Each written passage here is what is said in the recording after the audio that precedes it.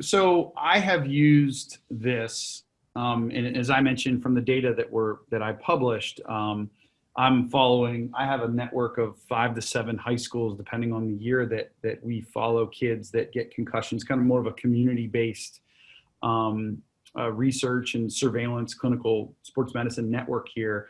And we're using this serially, like repeated times throughout recovery. Athletic trainers are using it. So athletic trainers have used this as a kind of a supplement to their clinical practice. So, I mean, we talked about the paper. I didn't get into the nitty gritty statistics, but, I think selling it as, hey, there's clinical profiles. And I know that one of the questions that we really need to address with clinical profiles is what are the, in thinking about the injury in these kind of subtypes, where do the roles kind of start and stop in terms of practitioners?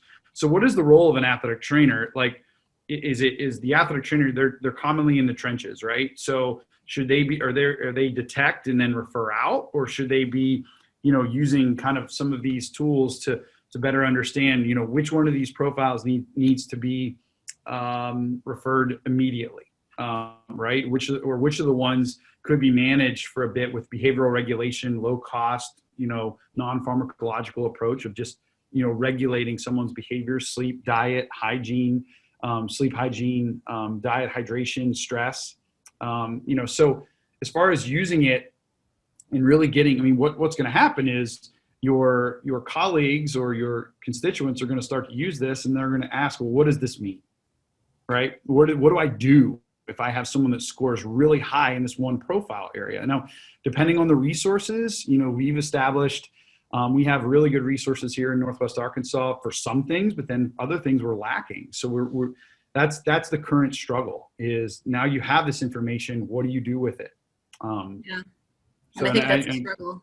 Yeah. In a lot of areas too. Absolutely. I mean, if you're fortunate enough to live in close proximity to someone like Dr. Pardini or Dr. Collins, Dr. Womble, people that are across the country, some of these more specialty centers and programs, it's easy, right? But it's not always the best option. But I've had success in just presenting this measure to practitioners that are out in the area, and have them use it for a while. And I think keep the conversation open and provide them with some education.